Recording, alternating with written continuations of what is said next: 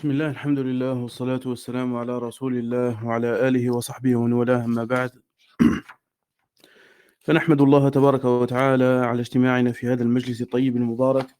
نسأل الله عز وجل أن يرزقنا فيه الإخلاص في القول والعمل وأن ينفعنا بما سنتعلم إن شاء الله تبارك وتعالى. On remercie Allah subhanahu wa ta'ala qui nous a réunis aujourd'hui afin d'entamer une risala, un petit épître. Et à la base, ce petit livret a été donné comme conférence par Cheikh Suleiman Al-Rahili, hafidhahullah tabaraka wa ta'ala. Donc, à la base, c'est une conférence qui a été transcrite et nous allons, Inch'Allah tabaraka wa ta'ala, étudier ce qu'il a cité, hafidhahullah tabaraka wa ta'ala. Comme vous savez, la conférence s'intitulait en arabe Asbabu Sa'adatil Usra, les causes et les moyens du bonheur au sein du foyer. Donc, l'introduction qu'il a dit, hafidhahullah tabaraka wa ta'ala, c'était autour des conseils qu'il avait donnés euh, en ce qui concerne le fait de venir à la mosquée, le fait de prier à la mosquée, le fait d'assister aux assises dans les mosquées. Donc nous allons, Inch'Allah, tabaraka wa ta'ala, on ne va pas étudier cette conférence. Nous allons directement commencer par les causes qu'il a citées, rahimahullah, hayyan wa mayyita, qu'Allah lui fasse miséricorde, étant vivant et mort. Donc à titre informatif, il lui permet d'invoquer Rahma pour celui qui est vivant. Donc, comme nous avons expliqué dans les trois fondements, que Rahma peut atteindre ceux qui sont en vie et même si ceux qui sont morts. Alors il dit, hafidhahullah tabaraka wa ta'ala, وأما الأمر الذي نجتمع عليه فالأمر كما سمعنا من الشيخ صالح وفقه الله أسباب سعادة الأسرة. Donc la chose autour de laquelle on se réunit aujourd'hui, donc c'est au sujet des moyens du bonheur au sein du foyer. Il dit وهو من الأهمية بمكان فكلنا ذو أسرة صغيرنا وكبيرنا كلنا أمله أن يرى السعادة في بيته. Donc il dit rahimahullah que ce sujet est certes important car chacun d'entre nous possède une famille. Il a une famille. Chacun d'entre nous, petit ou grand, est issu d'une famille. Et chacun d'entre nous espère avoir le bonheur qui s'installe et qui s'étale dans son foyer. Chacun d'entre nous, كلنا من مناه أن يرى الفرح في وجوه زوجته وأبنائه. Chacun d'entre nous, son espoir, et il espère voir le bonheur et l'épanouissement au sein de son foyer, chez son épouse et ses enfants. كلنا يطمح إلى السعادة. Chacun d'entre nous espère réaliser et concrétiser السعادة, le bonheur. ولا شك أن الأسرة أساس المجتمع. Sans aucun doute que la famille est la base de la société. C'est la chose avec laquelle se compose la société. فإذا كانت الأسرة سعيدة مستقرة كان المجتمع سعيدا ومستقرا. Donc en fonction du bonheur, l'épanouissement de la famille, alors la société sera épanouie ou non. Si la famille, puisque la société se compose de plusieurs familles, donc le bonheur de la société sera en fonction du bonheur des familles. Si les familles sont heureuses, alors la société dans la globalité sera heureuse. Il dit, et ça c'est un point très important, il dit ويجب أن نعلم أن عندما نتكلم عن سعادة الأسر لا نعني أن تكون الأسرة بلا مشاكل.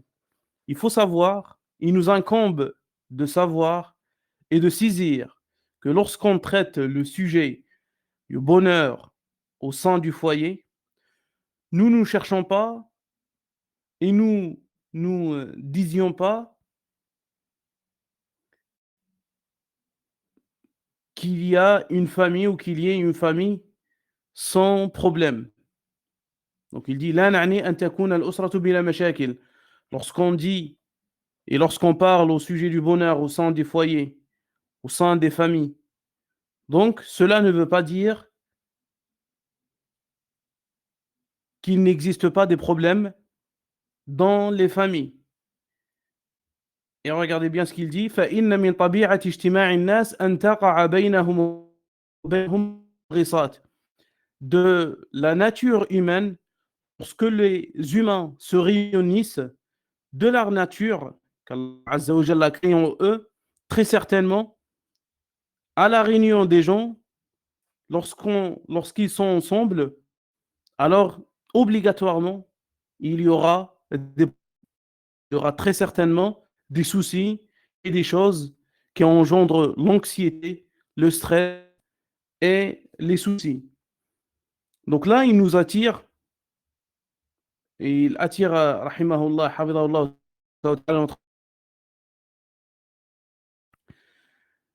il nous dit, dans le sens de sa parole, c'est celui qui cherche quelqu'un sans problème, sans souci, sans défaut, alors il restera seul. Pourquoi il nous dit ça? Il nous dit, au moment où tu te réunis avec ton frère, au moment où il y a des gens qui t'entourent, au moment où tu commences à avoir des relations avec les gens, alors il faut que tu saches qu'il y aura très certainement des problèmes. Mais qu'est-ce qu'il dit par la suite?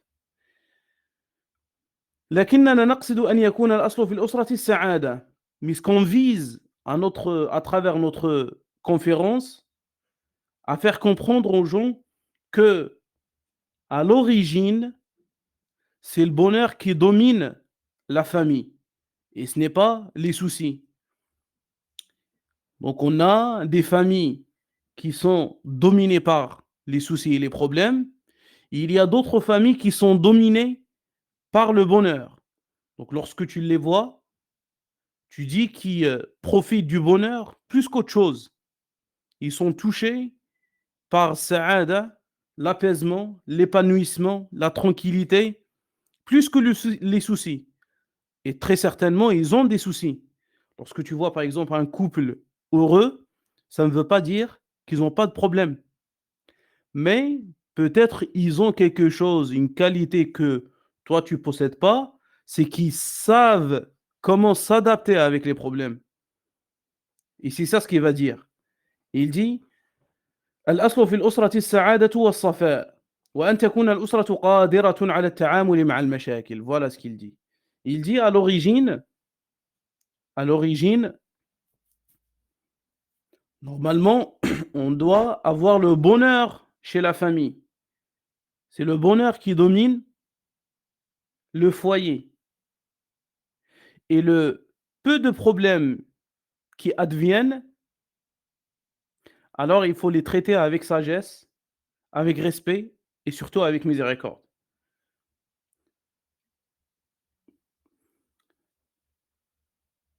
Donc il dit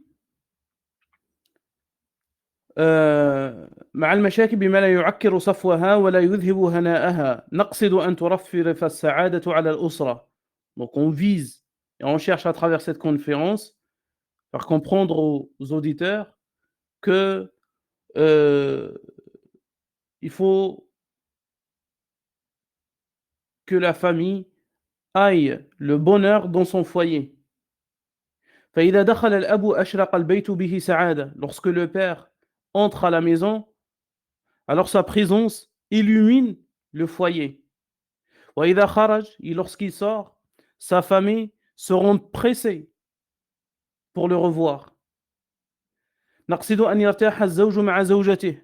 Le bonheur, c'est quoi? Le bonheur au sein du foyer, c'est quand l'époux se tranquillise et se repose auprès de son épouse. Et que l'épouse se tranquillise et se repose auprès de son époux. Que les enfants se reposent auprès de leurs parents. Et que les parents se tranquillisent avec la présence de leurs enfants. والمعلوم أن الأسرة مكونة من أصل وفرع. Donc, sachant que Al-Usra, la famille, se compose de ce qu'on appelle l'Asr. L'Asl, c'est la base. Il y a Al-Far', ça veut dire les détails ou les branches. D'accord? Donc, à la famille, dans chaque famille, il y a Al-Asl, les racines. Il y a les branches. Qui sont les racines de la famille? Ce sont les époux. Ce sont les couples. Le mari et la femme. L'époux et l'épouse. Ce sont les racines de la famille. وفروعها, et les branches, ce sont les enfants. Les fruits de cette union. Les fruits de ce couple, ce sont les enfants. والمعلوم أنه إذا حصلت السعادة للأصل انعكست تلك السعادة على الأبناء. Et lorsque les racines sont épanouies, cela reflète l'épanouissement et l'état des enfants. Donc le bonheur, l'épanouissement, la tranquillité des enfants sera en fonction de la tranquillité et l'apaisement et le bonheur des racines qui sont les parents. والمعلوم لكل أحد أن كل إنسان يرغب في أن تكون السعادة في بيته، لكن طرق الناس تنوعت في تحقيق السعادة. Il est connu que l'individu, que l'homme espère avoir le bonheur chez lui. Sauf que les moyens pour acquérir et obtenir ce bonheur varient de l'un à l'autre. Donc chacun d'entre nous a pour objectif, que ce soit quotidien ou mensuel ou annuel ou quoi que ce soit. Donc il a pour objectif d'être heureux, d'être épanoui. Et d'ailleurs, et ça, il le cite chez Abdurrahman ibn Nasr al-Sa'di rahimahullah dans son livre bénéfique, Les moyens utiles pour une vie heureuse. Il dit que l'acquisition et la réalisation, la concrétisation du bonheur, c'est l'objectif de chaque être humain. Hommes, femmes confondus, croyants, non-croyants confondus, toute personne aimerait être heureux. Il n'existe pas quelqu'un sur Terre qui n'aimerait pas être heureux. Sauf que les moyens qui mènent vers le bonheur changent. Il dit alors, il continue, حفظه il dit تنوعت في تحقيق هذه السعادة فمن الناس من ظن أن السعادة في جمع الأموال. Il y a parmi les gens celui qui pense que le bonheur se trouve dans le fait d'amasser les gens, le fait d'amasser l'argent, le fait de récolter l'argent sans cesse. Alors, فجعل همه تكثير الأموال. Il fait en sorte que son souci principal soit le fait de récolter l'argent, le fait d'amasser l'argent. فأصبح يبحث عن تكثير الأموال. Donc que son souci principal soit le fait de chercher l'argent sans cesse, sur le dos de ses enfants. Tu les vois ou tu le vois assoiffé, qui court derrière la dunya sans cesse, quotidiennement, chaque jour et chaque nuit. Et il néglige sa famille, il néglige ses enfants. Il est absent la majorité de temps. Et qui ne prend pas des nouvelles de ses enfants, comme il dit حفظه لا يسأل عنهم وإذا قيل له لماذا لا تراعي أسرتك. Et c'est vrai, c'est une question qui se pose tout le temps. Si on lui demandait pourquoi tu ne prends pas soin de ta famille, il te dit comment est-ce que je ne prends pas soin de ma famille alors que je me fatigue sans cesse pour eux. Je cours sans cesse pour leur fournir des vêtements, des habits, de la nourriture, et etc. فلا يحقق السعادة لا له ولا لعائلته. Donc il n'obtient pas le bonheur, que cela pour lui-même ou pour sa famille. Donc ça, c'est le cas de celui qui court derrière la dunya sans cesse, pensant que cette course qui mène va lui offrir, que ce soit pour lui ou pour sa famille, le bonheur. Alors tu le vois absent toute la journée, qui ne cherche pas et qui ne prend pas des nouvelles de sa famille. Il suit pas la fréquentation de ses enfants. Et avec le temps, tu vois que cette course va l'impacter même dans son cheminement vers son Seigneur, même dans sa religion, lui en premier. Il va nous donner un autre exemple parmi les gens qui cherchent le bonheur, mais qui se trompent de la voie. Il dit: ومن الناس من ظن أن سعادة الأسرة في تكثير الأولاد فقط. D'autres personnes pensent que le fait d'obtenir le bonheur, le fait d'avoir le bonheur, ou le bonheur se trouve dans le fait d'avoir beaucoup d'enfants, la multitude des enfants et des descendants. فسعى في تكثير أولاده لكنه جعل ذلك ملهاة له.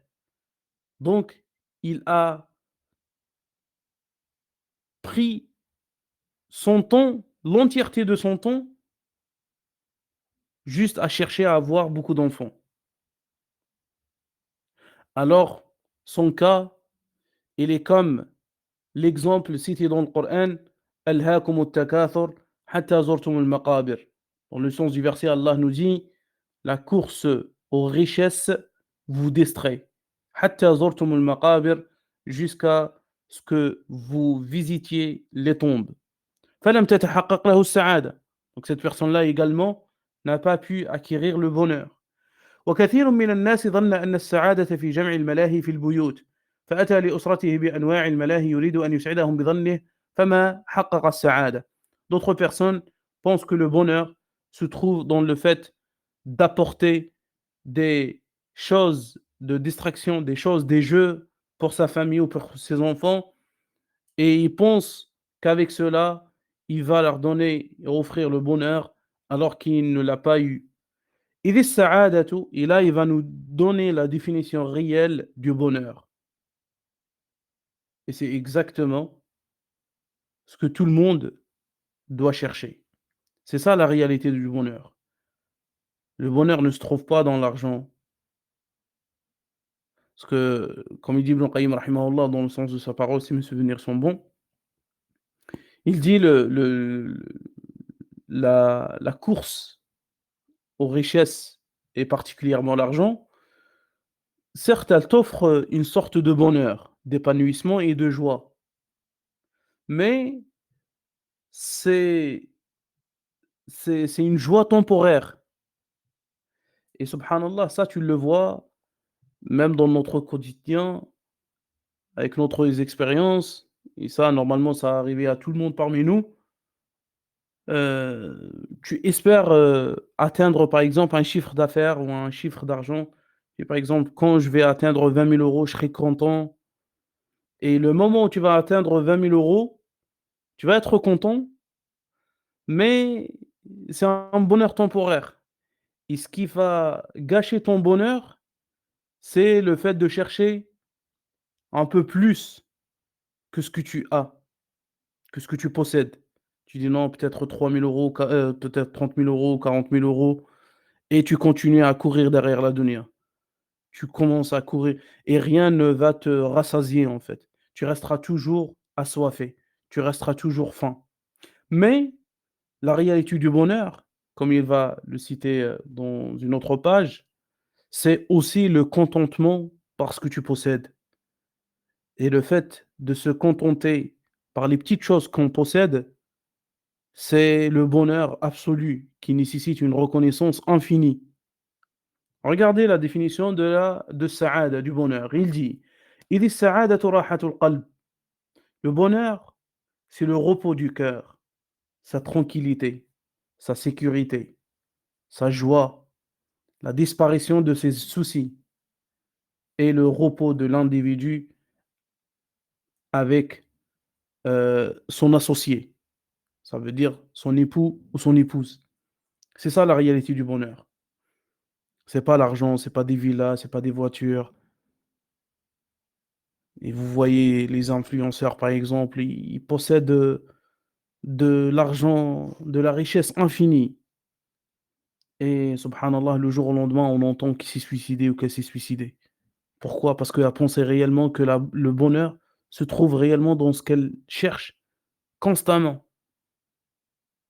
Et à côté, tu trouves quelqu'un qui est dans une classe moyenne sociale, mais qu'il est heureux, qu'il est satisfait, qui se contente de ce qu'Allah Azza wa Jalla lui a prescrit. Donc tu le vois heureux, épanoui. Il adore Allah subhanahu wa ta'ala comme il se doit et il essaye de se maintenir sur la droiture. Il continue, rahimahullah, il dit وَإِنَّ لِلسَّعَادَةِ أَسْبَابًا وَأَبْوَابًا. Le bonheur, certes, a des causes et a des portes à frapper. سنحاول في هذه الليلة تحديد بعض الأسباب. Nous allons essayer cette nuit-là. Donc là, on ne parle pas de notre nuit, mais la nuit où il a donné cette conférence. Il a dit, nous allons essayer de citer quelques causes et quelques moyens qui mènent au bonheur.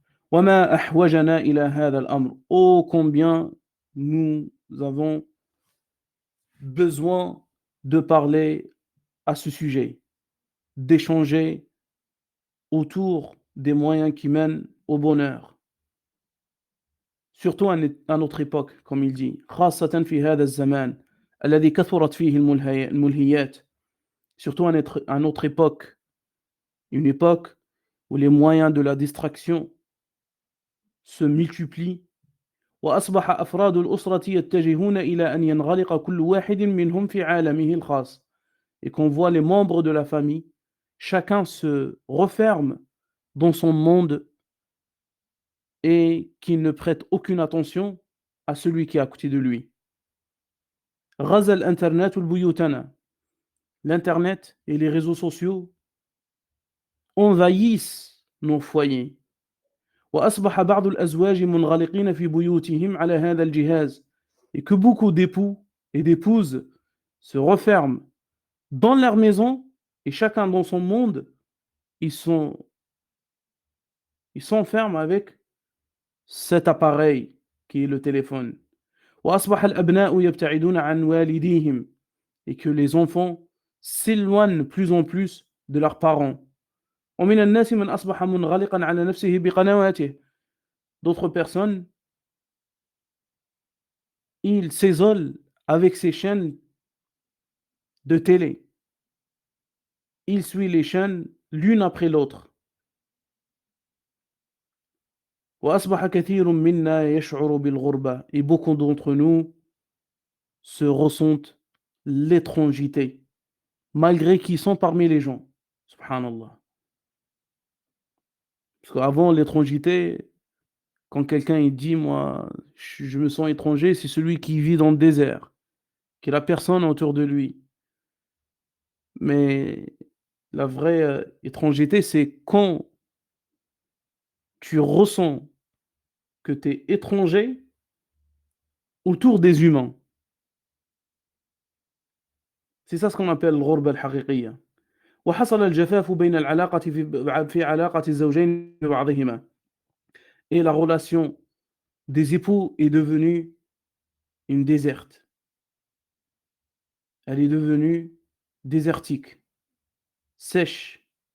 وعلاقة الوالدين بالأبناء وعلاقة الأبناء بوالديهم.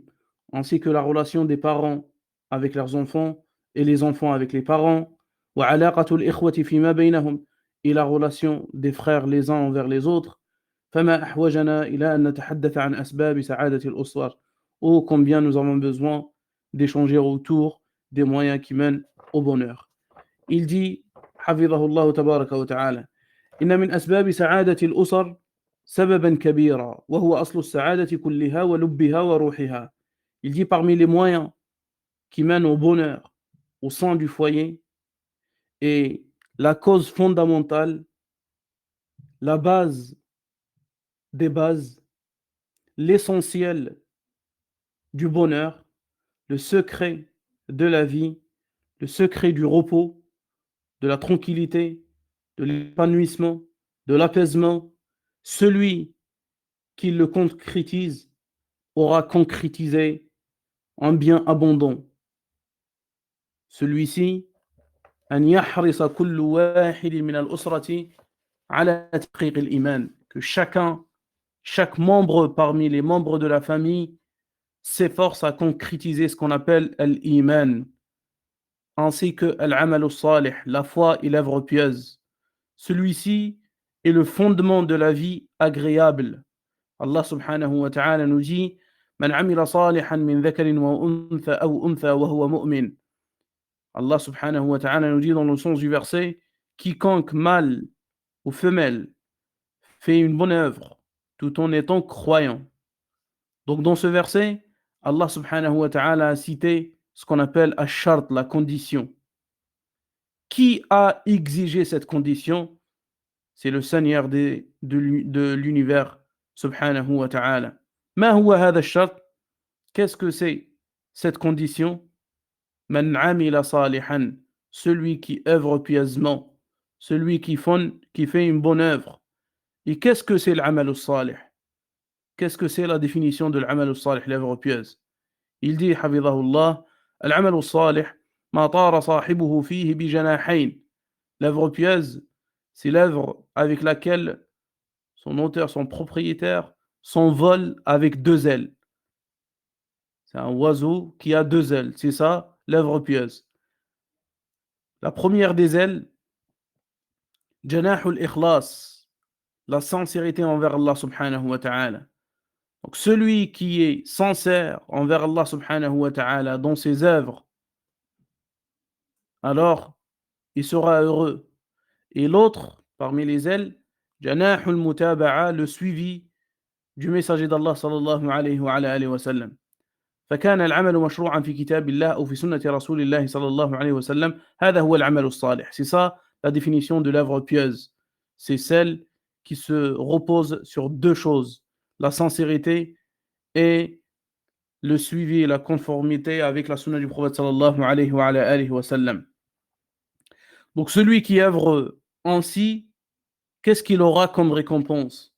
Allah dit par la suite, et ça c'est la réponse de la condition, فَلَنُحْيِيَنَّهُ حَيَاةً طَيِّبَةً. Celui qui œuvre pieusement tout en étant croyant, et ici, l'iman, croyant veut dire la sincérité, donc c'est quoi sa récompense? Nous lui ferons vivre une vie, une bonne vie, et nous les récompenserons en fonction des meilleurs de leurs actions. Donc celui à qui Allah subhanahu wa ta'ala lui a accordé la vie agréable, rien ne gênera sa vie et rien ne rendra sa vie triste. إذا كان الله سبحانه وتعالى بيده مقاليد الأمور. C'est Allah subhanahu wa ta'ala à qui lui appartient toute chose. C'est lui qui rend ta vie agréable. Alors si Allah subhanahu wa ta'ala te donne ce don, alors qui pourrait parmi les gens t'enlever cette vie agréable? Même si les djinns et les hommes se réunissaient pour te l'enlever, alors personne ne pourra le faire. لأن الذي طيب حياته هو الله سبحانه وتعالى ويجزيه بالحسنى في الدنيا والآخرة يجزيه بأحسن ما عمل في الدنيا والآخرة. Donc celui qui œuvre pieusement, il aura une vie agréable, avec sincérité bien sûr. Il aura une vie agréable et il aura une bonne rétribution في الآخرة, à l'au-delà. بأن يكون من أهل الجنة, il sera parmi les gens du paradis. من أحياه الله الحياة الطيبة رزقه القناعة. Donc ce que nous avons dit. Celui à qui Allah subhanahu wa ta'ala lui a accordé une vie agréable, c'est celui qui lui accorde al-qana'a, le contentement. فكان قانعا بما يحصل من خير. Tu le vois alors qui se contente avec ce qu'il obtient comme bien. ورزقه الله عز وجل طمأنينة النفس. Et Allah subhanahu wa ta'ala lui accorde la tranquillité de l'âme. Et tu le vois, le bonheur s'installe et réside dans son cœur. Et il se voit, ça veut dire le bonheur, se voit au sein de son foyer. Et il rend même heureux ceux qui les entourent. Lorsque tu le vois présent dans son foyer, alors tu vois le membre de son foyer sont heureux. إن وجد في بيته وممن حوله من أسرته سراء شكر. Donc s'il obtient un don, un bien qui provient d'Allah subhanahu wa ta'ala, il se montre reconnaissant. Et il récompense ceux qui sont autour de lui avec ce bien-là. Et s'il est touché par quelque chose de malheur, alors il patiente. S'il est touché par quelque chose de malheur, s'il est touché par un mal qui provient de l'un de ses familles, il patiente.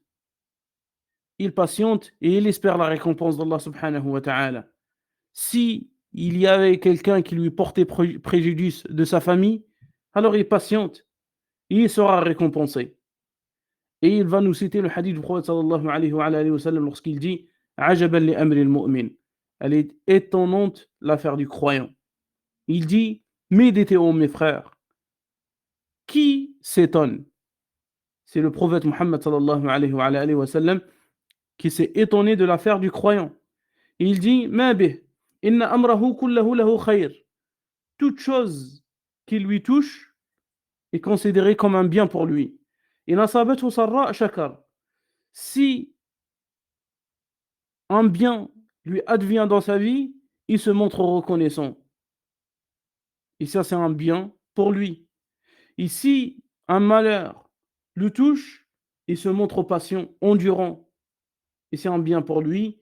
Et celui-ci ne sera que pour le croyant. فمن حقق الإيمان تحققت له السعادة في هذا الأمر العظيم. Celui qui réalise la foi, il aura certes une vie agréable, une vie agréable.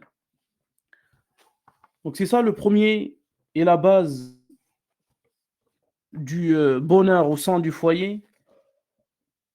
Nous allons, Inch'Allah, tabaraka wa ta'ala, voir d'autres moyens dans les prochains cours. هذا والله أعلم. سبحانك اللهم وبحمدك أشهد أن لا إله إلا أنت أستغفرك وأتوب إليك والسلام عليكم ورحمة الله وبركاته.